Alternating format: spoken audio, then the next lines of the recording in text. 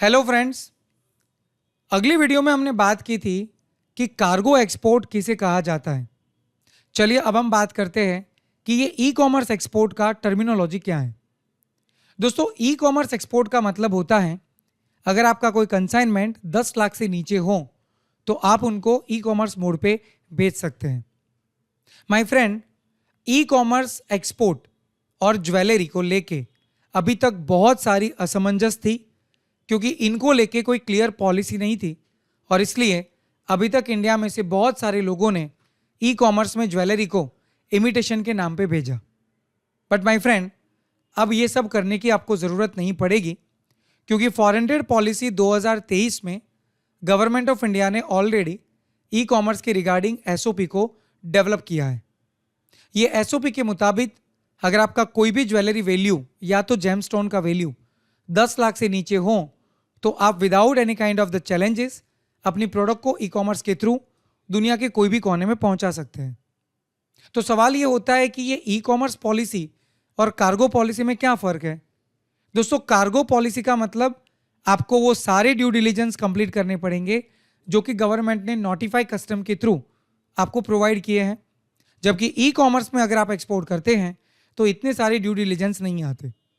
यानी कि आपकी प्रोडक्ट का नेचर और आपकी प्रोडक्ट की डिटेल्स को जानने के बाद ये इजी लेवल पे आपके प्रोसेस को क्लियर करते हैं और अपने कस्टमर तक अपनी प्रोडक्ट को पहुंचाते हैं।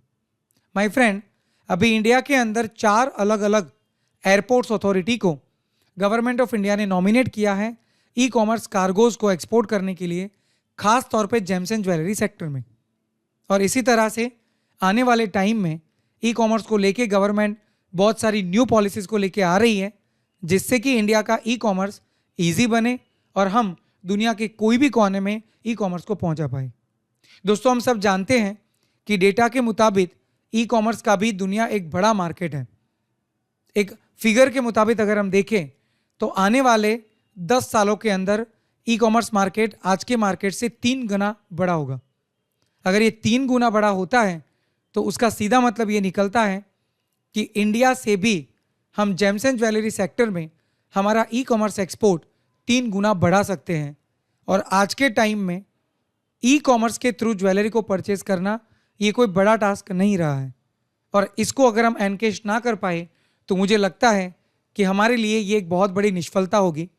तो चलिए देखते हैं कि गवर्नमेंट ऑफ इंडिया की पॉलिसीज़ के हिसाब से अब उन्होंने तो इसमें सहूलियत दी हुई है, आगे अगर हमें इन अपॉर्चुनिटीज़ को एनकेश करना हो तो हम कैसे कर सकते हैं।